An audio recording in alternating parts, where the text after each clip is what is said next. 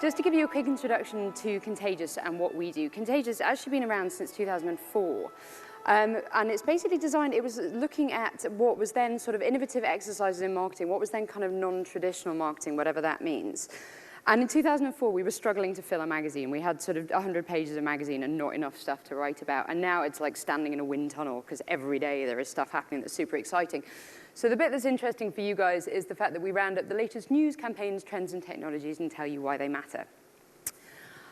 We come in various different forms. I'm going to come over here, actually, so I can look at what I'm talking about. Unfortunately, I also hate PowerPoint, but it is a fundamental part of my job, and I have to know what's on the screen. Contagious, we sort of come in various different forms. I think it's also interesting to point out that even though there is a big move away from magazines, we still do a quarterly magazine every 3 months because there's something that our customers really like about that. And we work with various different clients like these people in order to bring the insight, all the campaigns, trends, and technologies to those people in various different ways. So the thing that I've given myself to talk about, I have a real habit of giving myself titles and then wondering what the hell I was thinking when I'm sort of due to write the presentation. But brilliantly, Aggie's just set this up for me really well. What I'd like to talk about is projects and not campaigns, a shift in the advertising industry from the creation of advertising to the creation of projects and ongoing projects. So this whole idea that a marketing life cycle doesn't really ever end and that a marketer's work is never done. And I think the fundamental shift here, a lot of it comes from the internet-based stuff that Jeffrey was talking about earlier. It's a lot to do with not just telling people what it is that your brand stands for, but actually showing people what your brand stands for and coming up with a project that will help you to do that. So the Times of India stands for United India, and they figured out a way to show people that rather than just telling them we stand for United India, which I think is kind of interesting. And also the other thing to bear in mind is the one big change since the inception of digital technology as far as brands concerned is now everything is advertising. It's not just your marketing messages, it's every single touch point that you have with a consumer is considered advertising. So I understand that here, I hope there's nobody from Vodafone here. If there are, I'm sorry, but I understand that Vodafone have been having enormous connectivity problems in Australia for the last few months. I know this from a day of watching TV in Australia. That's advertising. That's a really fundamental part of advertising, that touch point that you have people. All of a sudden, your customer service, that's advertising too, that's really important. The way you treat your staff becomes advertising. The hold music you have on your phone lines, really, really underrated form of advertising. I'm an HSBC customer, they're very, very good to me, but oh my God, the hold music they have on their phone lines makes me bleed out of my ears. It would cost them this much to change it. All of this stuff is advertising.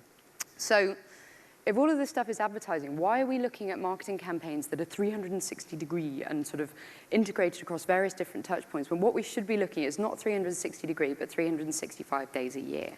And how do we keep this stuff going over those periods of time? And just as a brief example of this, I try not to use myself too much in these presentations because I realize it's my job to keep an eye on this. But and I also realize that it's been a long time since coffee and it might be a bad time for Nietzsche. But this caption here, Nietzsche said, he was talking about the sort of apotheosis of humanity and what happens at that point when your soul is basically screaming. And he was talking about the fact that sometimes, this is the sort of peak of humanity as far as Nietzsche is concerned, sometimes you gaze into the abyss and the abyss gazes back at you, which is kind of creepy but kind of awesome.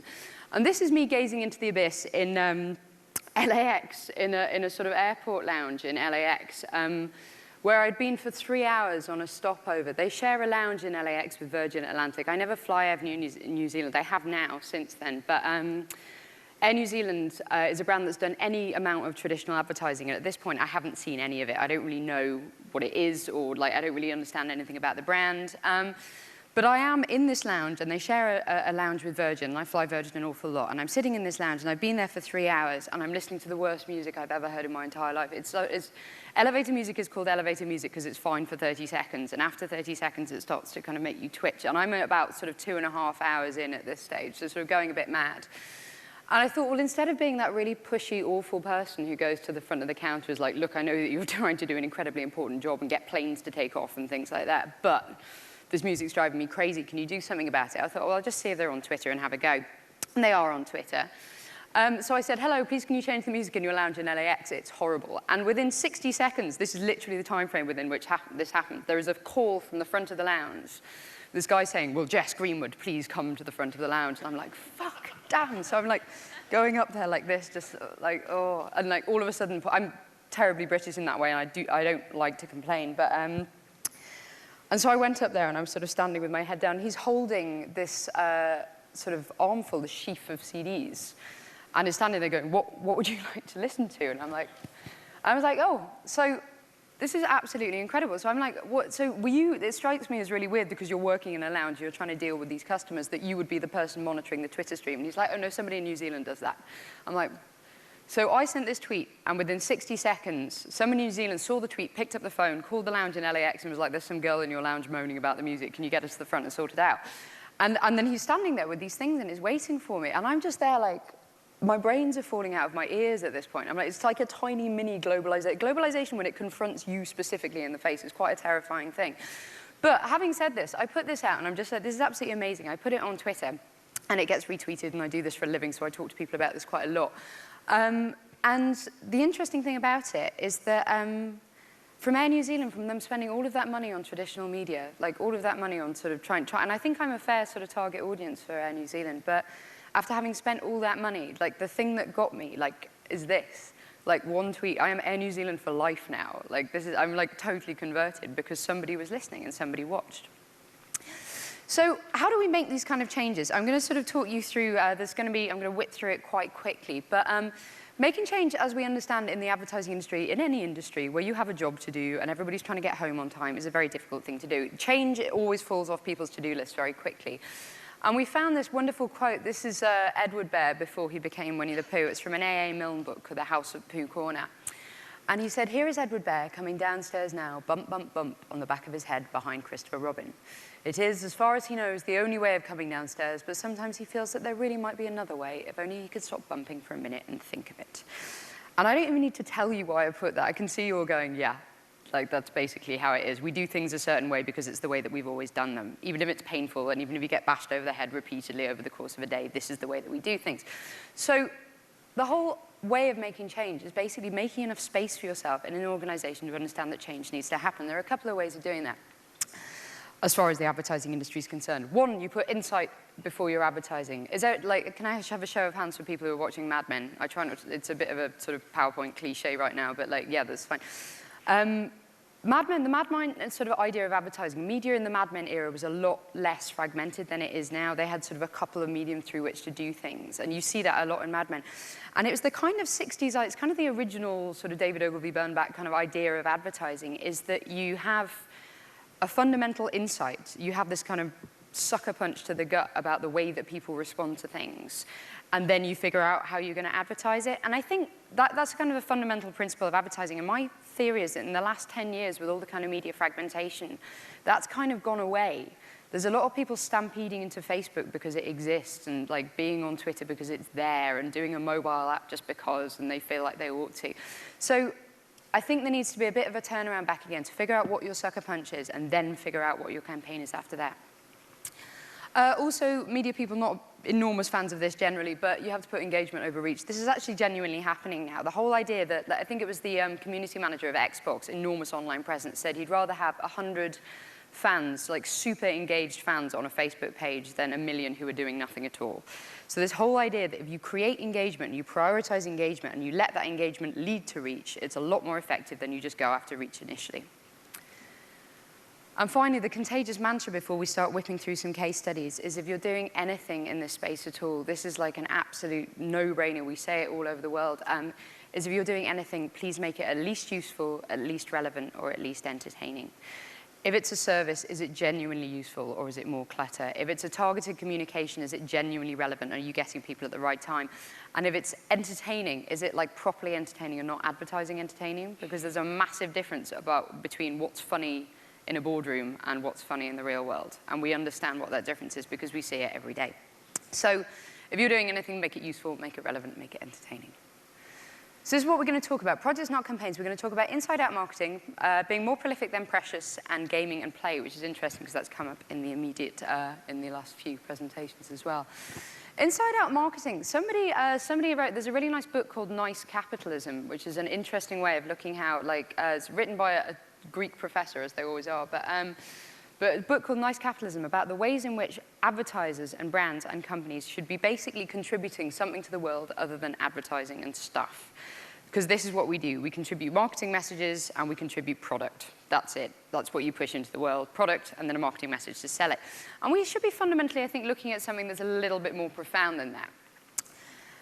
And this is coming up all over the world. It's coming up for a lot of different reasons. In India, as we've just heard, this whole sense of a new independence is coming up because people feel very, very strongly about various events that have happened there recently and are looking for a way to unite their own country around a new sense of independence. So if the problem is that you have 75 million Indian children who aren't educated, then how do the people of India take that problem into their own hands and sort it out?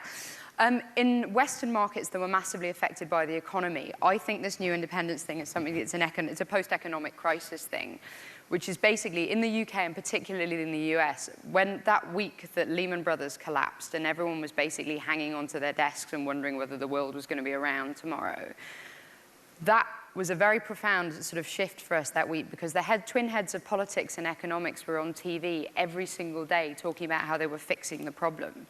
And everybody was sitting at home going, actually, I think you are the problem. Isn't that one of the things that we've established here, that you got us into this enormous mess, and now we're relying on you to get us out of it? And as a result of that, there is this sense of independence, and that if you want something doing, the best person to do it is you. And that's going to start coming up in marketing in interesting ways.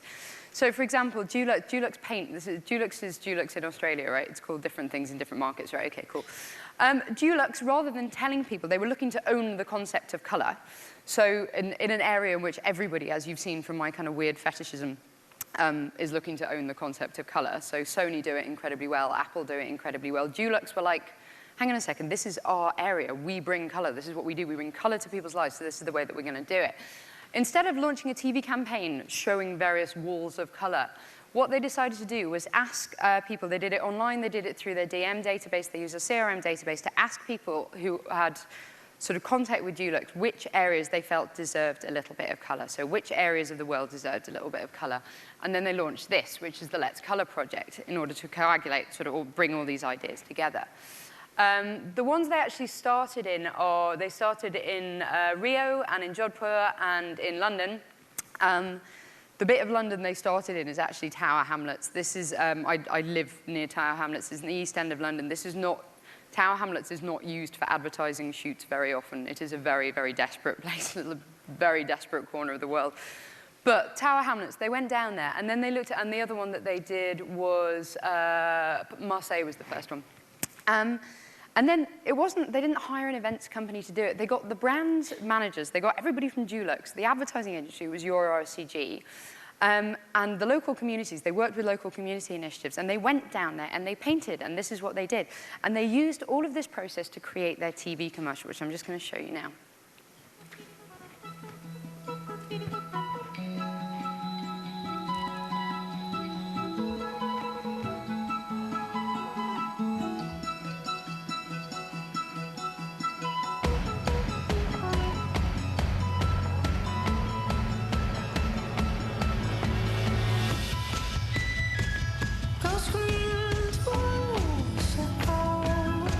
Make an earthquake. Your voice fire.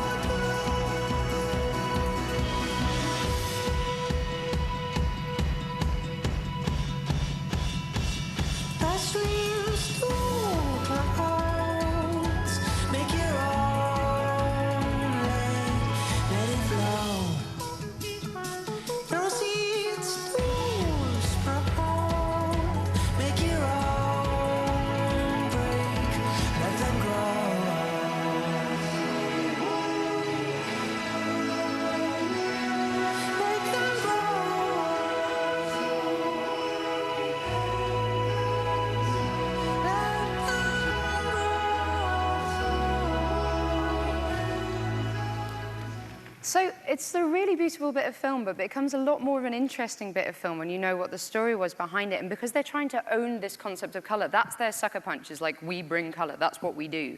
And then they execute around it. They were able to give the local markets, I realized this is sort of an interesting thing for a lot of brands operating globally, is like, how much power do you give to your regions? Does the concept of a region exist anymore with the internet being the way that it is?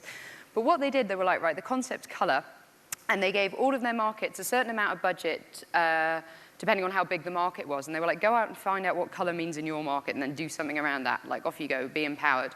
And this is what they did in Paris, Paris has got an enormous sort of graffiti heritage in the banlieue and the suburbs of Paris.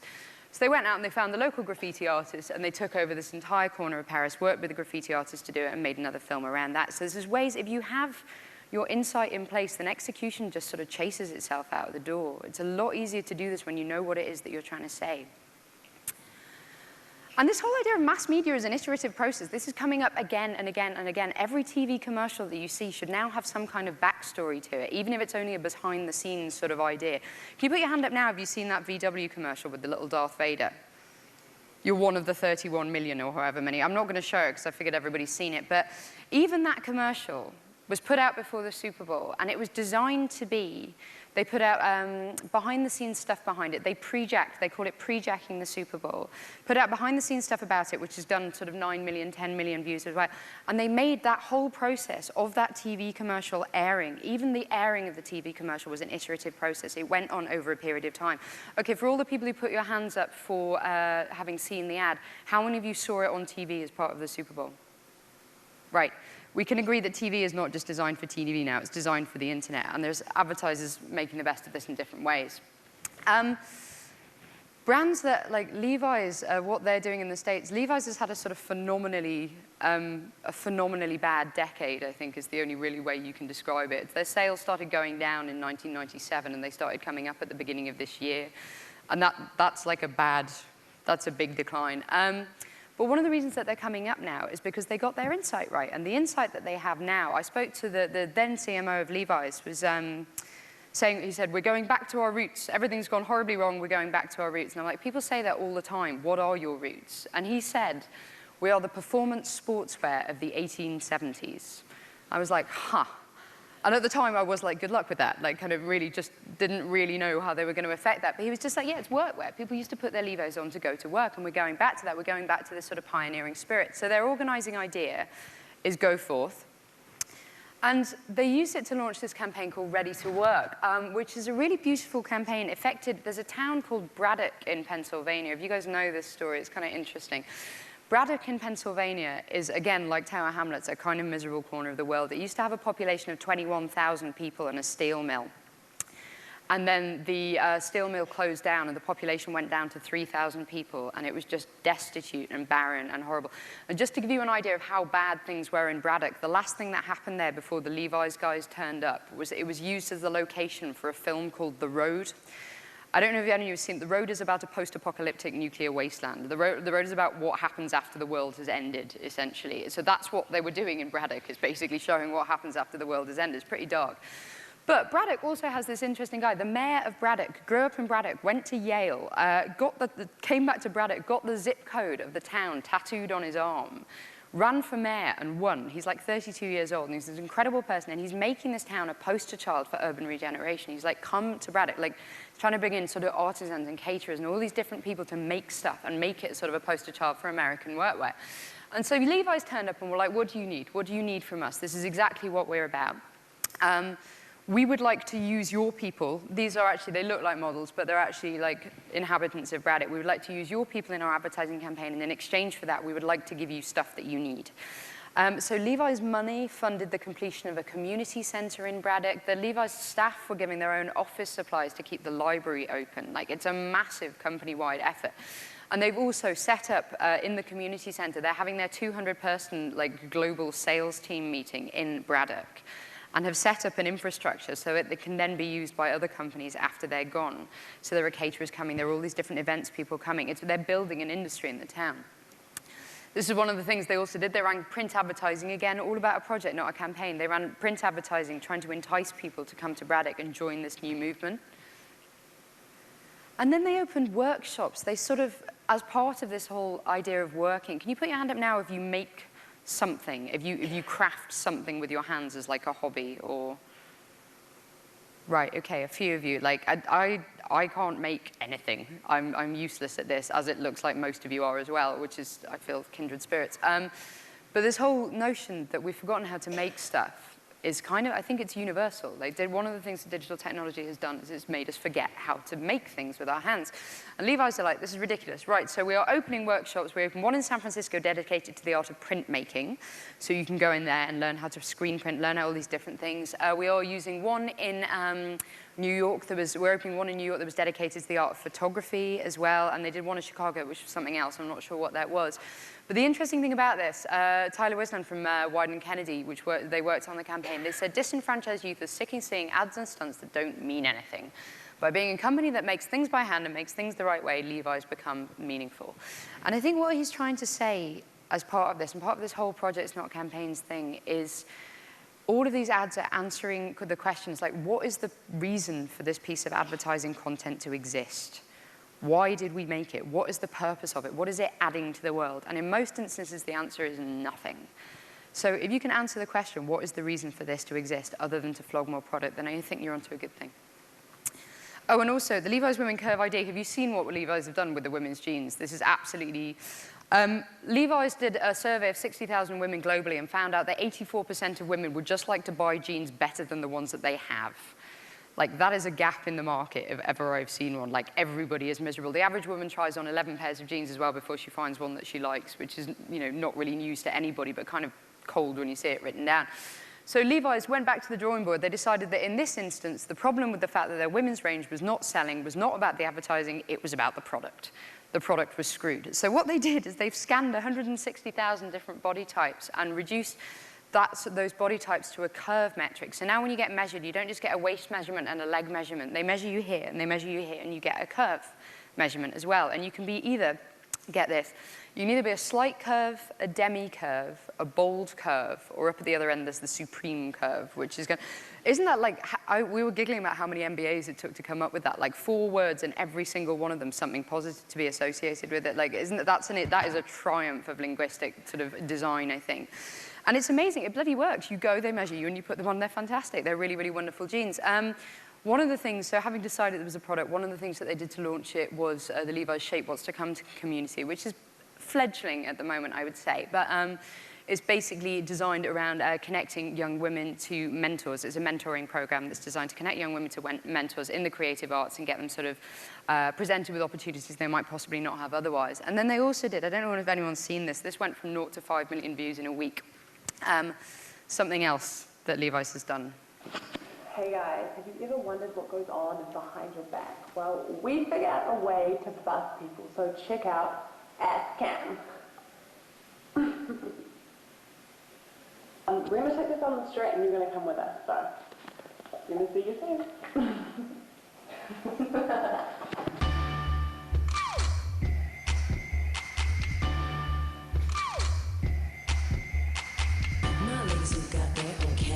Know how to swing their hips fast, back and forth to the beat. Don't seek or show them how you work that ass. Fellas who keep that ish on lock and know how to keep their lady rock. Perfect 2-step, we break sweat, speakers get so damn. I got something bigger for you. Buying that shit, selling stores out rocks like rhymes, quick double time. Wanna test my shot, but I stay fly. Think you're quick, I see you creeping. Just so you know, oh, I ain't sleeping. Fake riches lifting, rock my style, I see you shifting. MTV, TRLTs, glorified video. Anyway, in the interest of time, you get the idea with that one. 0 to 5 million views in a week. The interesting thing about that one is that it wasn't branded. It was for Curve ID, and it was something that Levi's picked up and picked up the idea from Colenso BBO in New Zealand, actually, and ran with it. And it went out unbranded and then emerged very quickly that it was something to do with Levi's. And I know there's been sort of various controversies in the Australian market about things that go out unbranded and they're actually kind of brand campaigns. And I think the only real answer to that is if the content's good enough, no one gives a damn. Consumers don't think in the same terms like as marketing people do. It's a sort of enormous difference. And that as it went, if you look at the YouTube comments, people are like, this is so cool that Levi's did this, even though it didn't go out as a piece of Levi's branding. They just thought it was really, really funny. So the whole idea is like what you've got your insight laid down. It's all about shape. It's about shape and curve and being proud of those curves. You can execute in any way you like. Can I just, there we go. Oh. And it's also interesting, once you've got those, once you have the insight, there's this whole idea that you, the sort of 4 pillars of convergence, even though I'm not particularly into the sort of 360-degree thing, any big idea that you have, even if you're creating for print or creating for TV or whatever it is that you're doing, the insight should be able to be executed through these 4 pillars. Even if you don't use them, you should think, actually, what would we do here, and have an answer to that question. And the 4 pillars are the audiovisual experience of your TV screen, the interactivity of the internet, the location-based capability and personalization of your mobile phone, and the 4th one is the real-world experience. So when you're trying to get your insight down, it's a really good sort of metric of whether it's a real insight or a media-based insight, is would it work in all of these different places? And on that sort of Volvo, they're doing this online and through various different in-store and various different bits of media at the moment. This, I thought, was just a really lovely campaign until I found out it was the most unbelievably cynical marketing ploy I've sort of come across in 4 years at Contagious. Volvo are campaigning in the UK for cleaner air.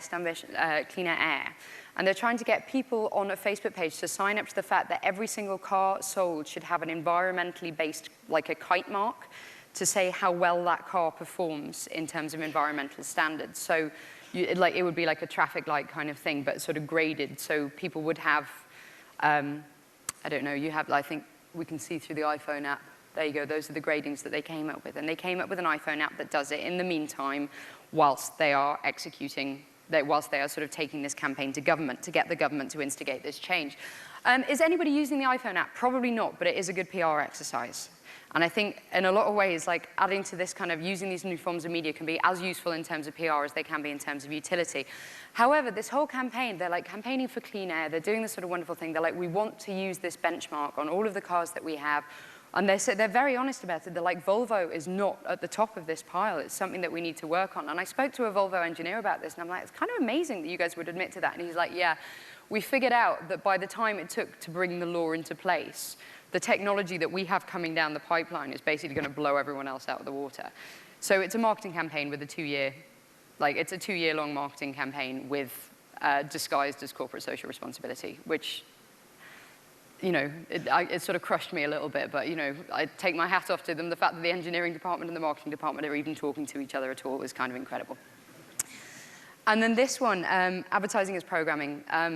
T-Mobile, I don't know how they are. Do you have T-Mobile in Oz, right? T-Mobile in the UK and Germany and sort of everywhere else that it's based has a really kind of appalling digital pedigree. They don't do stuff in digital very well at all. They're getting blown out of the water by Orange and O2 and Telefonica and Vodafone, all these different people. But what they do is create advertising as programming very, very well. And they put out, I know that most of you guys will have seen the Liverpool Street dance-off, like where they had sort of people dancing in train. Well, they had people dancing. They did a flash mob, which is normally the sort of cue to turn around and start running away. I think, like, brand does flash mob. Everyone's like, oh, God, again. There was this period of about 6 months in London where you couldn't move for brands starting flash mobs or trying to start flash mobs. There was like, yeah, it's one of the, and the growing rise of consumer cynicism was as funny as any flash mob, I think. But T-Mobile, they did this big dance-off at Liverpool Street Station based on the concept that life's for sharing. So you use your mobile phone in order to share things that are happening around you. And then the reason that I wanted to show you the 3rd iteration of this, it's a bit self-indulgent to show it, but it's if you're doing mass media, you have to make it like this. You have to make it this engaging. And this campaign fits in on the 4 pillars of convergence, which are, was designed for the audiovisual experience of your TV screen. Most people, the vast majority of people who've seen this ad have seen it on the internet because it's designed to be shared. It's happened in the real world. They gave people an experience, and it was also designed to educate people about the fact that people share stuff on mobile phones. That's the point that they were trying to make. So those 4 pillars of convergence, even though all they did as far as online seeding was seed it online, put it on YouTube, and put it on their YouTube channel, it was incredibly successful.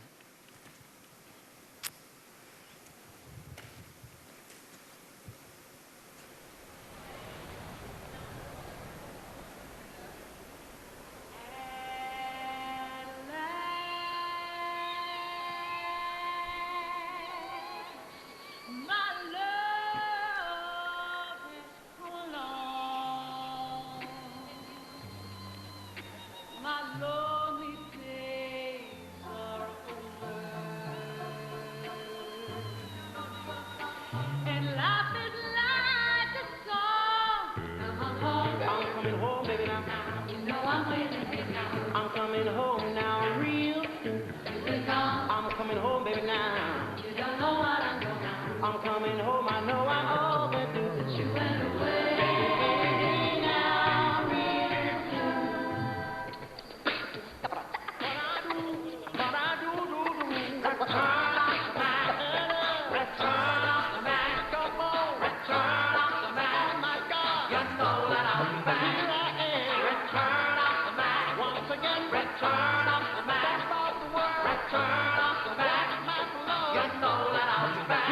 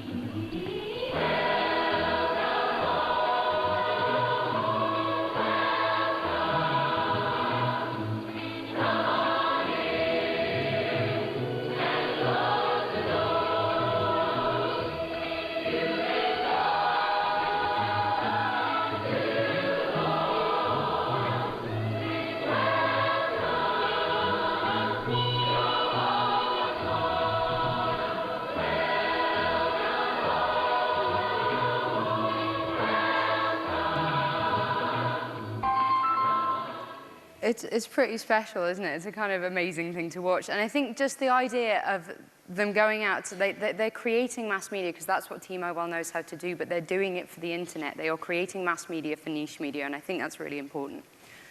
Prolific Not Precious, from the big TV stuff to the kind of cheap, tiny interactions that can get extraordinary leverage.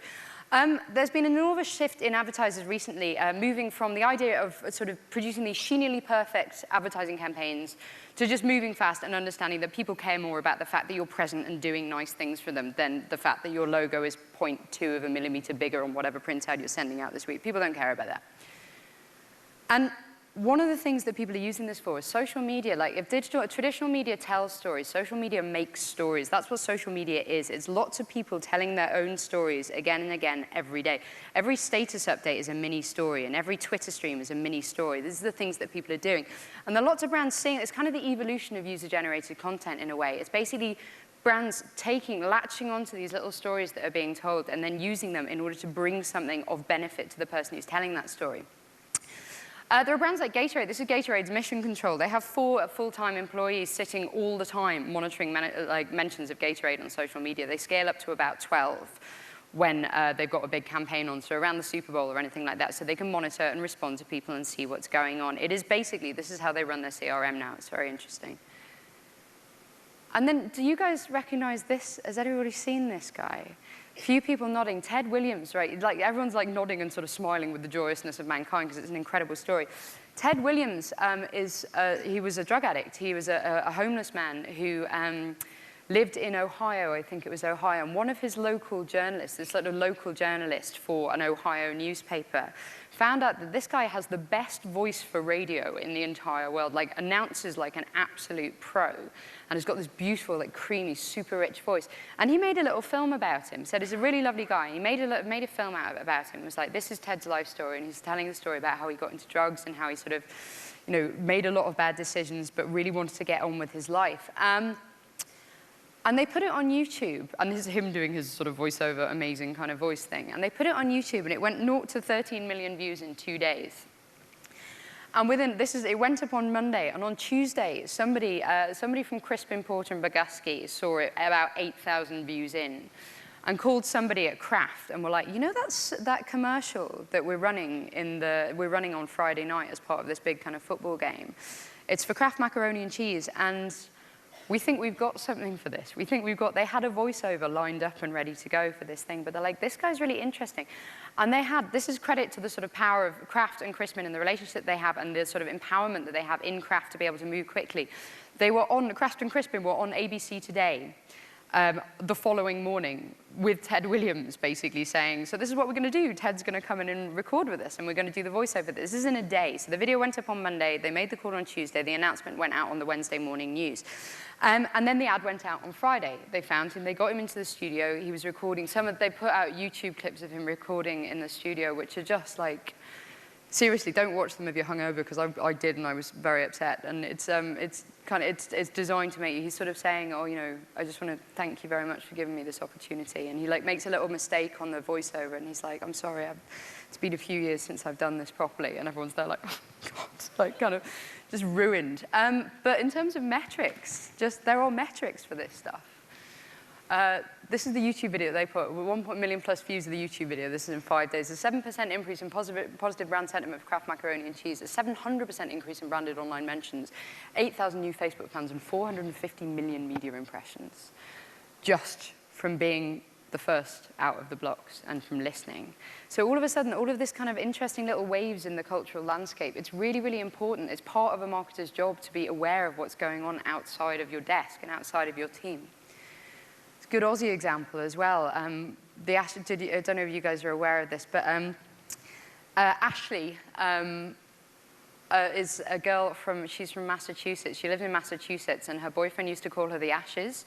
So 2 years ago, she registered the Twitter handle @the_Ashes and started tweeting about that. When the Ashes started in Australia a couple of months ago, her Twitter followers went up from 25 to 14,000 in the space of a week, with people asking her what the score was. And so, I mean, she's there like, who the hell are all these people? Like, she's going absolutely mental because of it. She's sitting there going like, and also because cricket's so impenetrable, she's like, literally, you guys are using words that I don't even know what they are. Like, this is not even English to me. So somebody, I think there was an Australian sort of chat show host or something, started a hashtag, get the Ashes to the Ashes, to come and sort of bring her in here. And somebody working in a social media consultancy in somewhere around Sydney was basically like, this is a good case study. Called up Qantas, called up Amex, and called up Vodafone, who sponsor the Ashes, and were like, we need to bring this girl in. Can you sort of contribute a flight? What can you contribute to do this? So they brought her in, and she basically came and she met the Prime Minister. She was at all of the different absolutely incredible social media case study. And the sort of leverage that they got, initially, people thought it was a Qantas campaign. So Virgin Atlantic piled in, trying to get her to fly with Virgin Atlantic and not Qantas as well. So this whole thing is kind of rolling in a really interesting way. And she was tweeting about the whole thing. She's tweeting about the score. She's tweeting about cricket and what a lovely time she's having. She's got all these followers. It's being picked up by all these different media channels. And it's a really kind of interesting example of what happens when you're listening. She'd just come home at this point. So she's like Tim Tams and melatonin for the jet lag, I think, which is kind of a sweet thing to come back from Australia with is Tim Tams and melatonin. But she's completely kind of an extraordinary ambassador. Then in India, like another interesting use of Twitter, the human supply chain, Hippo Snacks in India, figured out that 80% of their distribution network was to their crisps, basically, was to people, was to small corner stores that don't have digital supply chains. So basically, the shelves were sitting empty for a really long time, and nobody was telling them about it.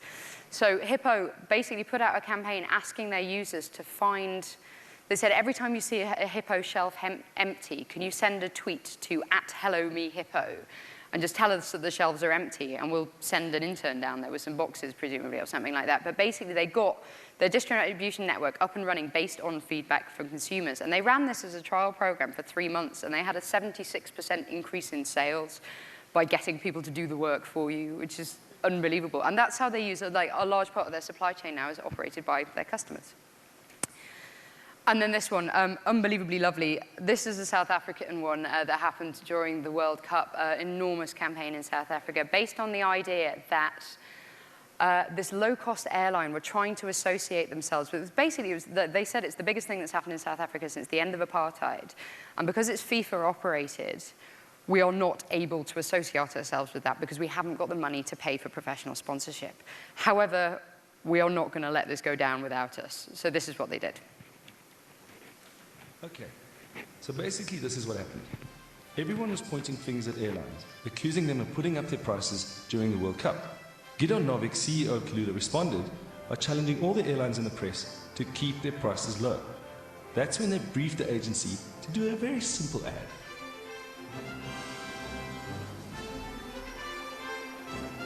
The response was immediate. By Monday lunchtime, Kalula had sold $3 million worth of tickets. Then FIFA got involved. In a letter to Kalula, they demanded that the ad be withdrawn, claiming trademark violations. We immediately did what any ad agency would do. We put it on Twitter and Facebook. The response was immediate. Bloggers and tweeters alike were appalled at what FIFA claimed to be their trademarks. The media soon followed. FIFA had demanded that Kalula withdraw the ad, which we were happy to do. It was only meant to run once, and we had another one in production. With a few tweaks, the ad was adjusted to make the most out of FIFA's ridiculous request. Everything soccer-related was cunningly disguised.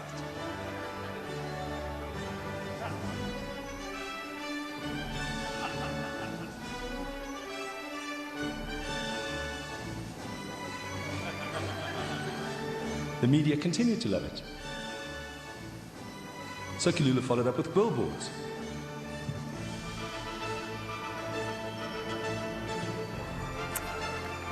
And a barrage of... I'm just going to sort of skip through. I'm conscious of time. But the best thing about this campaign, you understand how little of that campaign was planned after the first two print ads. They've got this kind of rolling dialogue with FIFA that is becoming the momentum behind the campaign.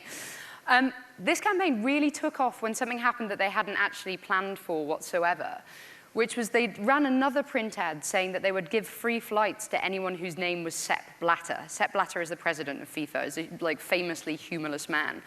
And they were like, we will give free flights to anyone whose name is Sepp Blatter. And then this dog showed up on Facebook saying, my name is Sepp Blatter and I'm claiming my free flights. And they were like, okay. So they ran this other print ad saying, it's official, Sepp Blatter flies with us, and flew the dog all the way around the country with this kind of, it's absolutely amazing. And that's the funny, that picture, and there was one of him in a little pilot's hat as well, which ran on the front page of every newspaper in South Africa because people thought it was funny. And that wasn't the creative that they thought of. That wasn't the idea that they had. That was just a funny thing that happened.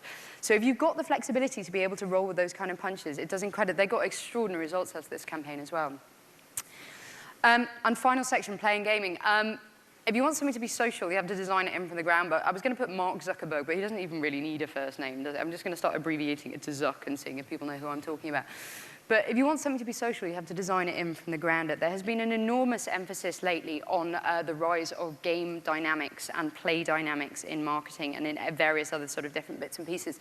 Has anyone heard this word, gamification? It's kind of an interesting word. It's coming up and up and up. It's the integration of game dynamics into your site, service, community, content, or campaign in order to drive participation. It's happening as a response to services like Foursquare, 7 million users as of this week, but also a game dynamic. There's that weird sort of sense of competition in Foursquare that makes it sort of more playful than a standard app. And it's coming up in marketing. It's coming up in all sorts of areas, to be honest. It's coming up in product design. This is the Ford dashboard. It's got all the sort of normal stuff. This is what they were thinking of integrating into all of their cars by 2012. And you see that thing on the right, the sort of plant thing. What that is the more environmentally responsibly you drive, so the less you jerk and stop and start, the more that plant grows in real time.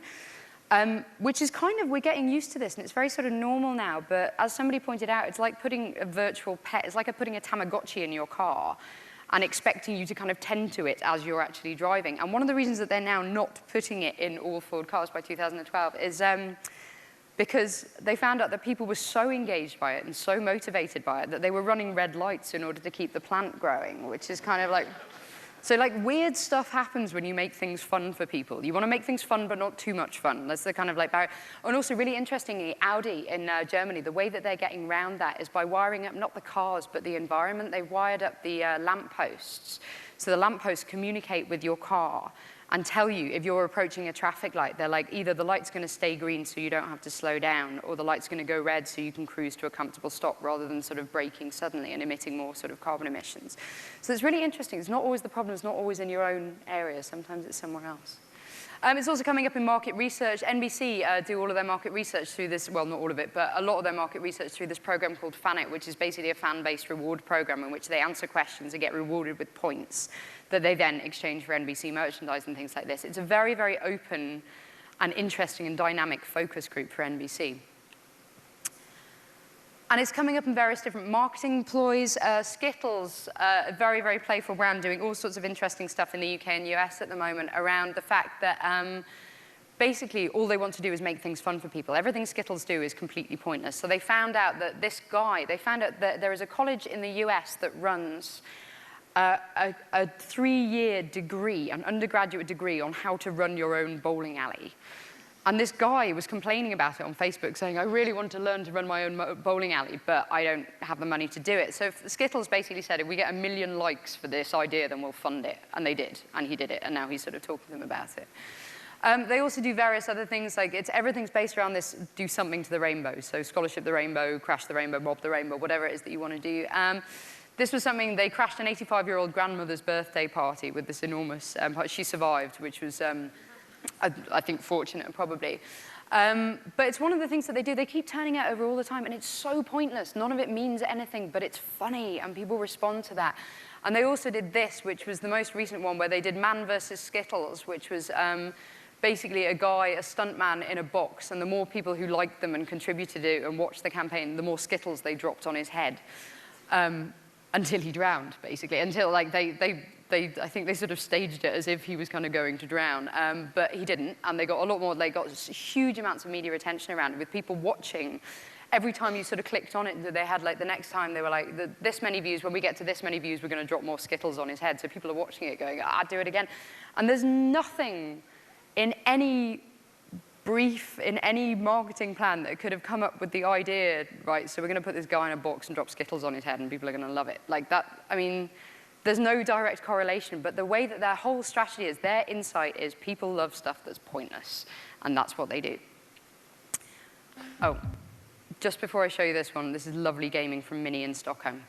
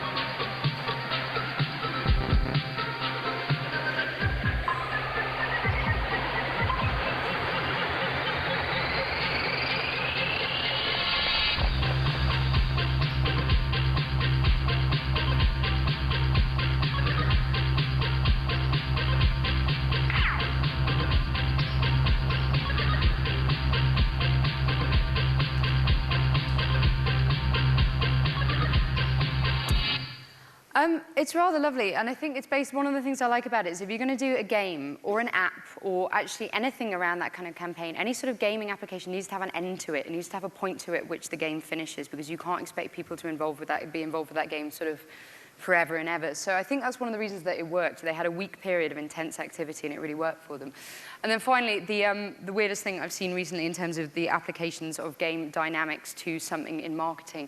iButterfly was an app conceived by Dentsu in Japan that's rolling out in Europe and in the US, I think probably like as soon as March, based on the idea that they were trying to make coupons for local businesses fun. And that's like the hardest, like coupons are not fun. There is nothing fun about a coupon. It's the most boring basic unit of marketing. And they were trying to figure out a way to get money off vouchers to people in more interesting ways. So this is what they came up with.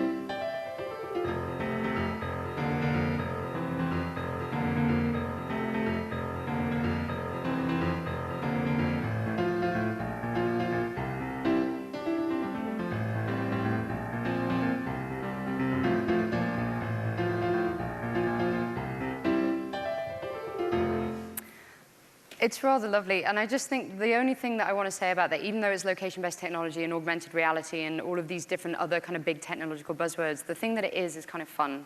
And technology is there to make these things more fun rather than more complicated. So, on that note, I'm going to skip through that in the interest of time. If you're doing anything, just to conclude, make sure it's useful, make sure it's relevant, make sure it's entertaining before it goes out the door. Check it is at least one of those three things because you are the best judge of it. Remember, it's for actual people and not marketing people. So much marketing is conceived with nobody in mind, like, or a demographic in mind, or a consumer in mind. Like, remember, you're meant to respond to it in a very human way, because you are a human, even though you work in marketing. And finally, be brave and make mistakes, because this stuff doesn't happen. You don't. It's my evil penguin. He makes the point very well, I think. But basically, one of the reasons that Silicon Valley is so sort of grows so quickly and changes so quickly and is so sort of interesting and vibrant is because they have a culture in which if you make a mistake, you don't get fired. It's seen as a lesson that you learned, and you go on to the next thing as sort of a stronger and wiser being. And in marketing and advertising, we fire people for making mistakes. So be brave, make mistakes, get out there, see what you can get done, and accept that some things will work and some things won't work, but at least you will have tried. Thank you.